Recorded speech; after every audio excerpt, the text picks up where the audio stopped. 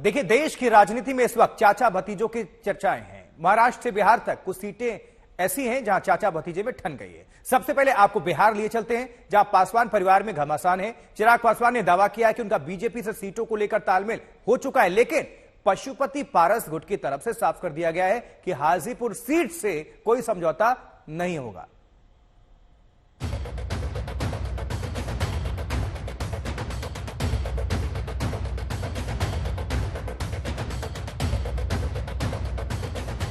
बिहार में चाचा और भतीजे के बीच सियासी लड़ाई में चिराग पासवान पहली नजर में जीतते दिखे, लेकिन 24 घंटों के अंदर पशुपति पारस का खेला भी सक्रिय हो गया है और उसके नेता कह रहे हैं खेल अभी बाकी है।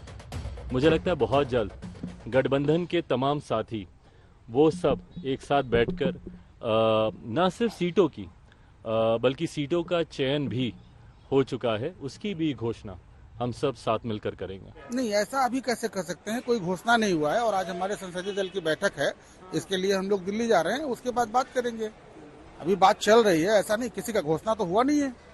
5 सीट मिली, चिराग पासवान को 5 सीट मिली है। नहीं, हम क्या बोलते हैं, चिराग जी क्या बोलते हैं, जब तक संयुक्त बैठक होती है, संयुक्त घोषणा नहीं होता है, जब तक एनडीए का घोषणा नहीं होता है, तब तक ये कहना मुनासिब नहीं होगा कि किसको क्या मिला, किसको नहीं मिला।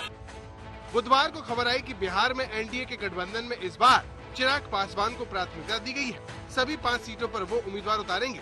वहीं पशुपति पारस को राज्यपाल और राज्य सरकार में मंत्री पद का ऑफर दिया गया है, लेकिन पशुपति पारस अपने तेवर नरम करने को तैयार नहीं है।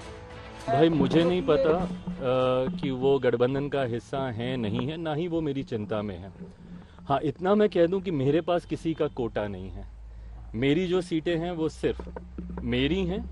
गठबंधन में कौन है वो है कि नहीं, कौन है नहीं, बाकियों का तो मुझे पता ही है, वो है कि नहीं मुझे नहीं पता। बट हाँ, मेरे पास किसी के कोटे की सीटें नहीं है। अब देखिए ना, हम अब अभी तो इस बात को जो होगा आपको शीघ्र ही बता दिया जाएगा। अभी तो कोई फैसला हुआ नहीं है। हाजीपुर से मौजूदा सांसद हैं पशुपति पारस, उधर दूसरी तरफ से दावा हो रहा है कि हाजीपुर सीट से भी हम लड़ेंगे, तो क्या कंटिन्यू करेंगे या फिर नहीं, दावे लोग कर रहे हैं, किसी के दावे पे हम कुछ नहीं बोलना चाहते। हम हाजीपुर से सांसद हैं, सिटिंग सांसद हैं आदरणीय पशुपति कुमार पारस जी। हम लोग को पूरा विश्वास है कि एनडीए अलायंस में हम लोग हाजीपुर से चुनाव पशुपति कुमार पारस जी चुनाव लड़ेंगे। तो चिराग पासवान को जीतता देख पशुपति पारस ने भी अपने पत्ते चलने शुरू कर दिए हैं। चाचा भतीजे की इसी सियासी जंग में नरम और गरम दावे हो रहे हैं। हाजीपुर सीट पर अड़ने वाले पशुपति खेमे की तरफ से प्रिंस राज ने बड़ी बात कही और सोशल मीडिया पर लिखा, हमारी पार्टी एनडीए का अभिन्न अंग है, नरेंद्र मोदी हमारे नेता हैं, उनका निर्णय सर्वोपरि है। क्या पर्दे के पीछे अभी भी कोई खिचड़ी पक रही है? इस पर बीजेपी के नेताओं को बहुत गौर से सुनिए। मैं तो बता दिए है कि चचा भतीजा का जो भी मामला है, लेकिन दोनों भाजपा के साथ चलना चाहते हैं और भाजपा के साथ रहेंगे। ठीक है, देखिए बैठक जो चलना है वो बैठक चलता रहेगा, कोई दिक्कत नहीं।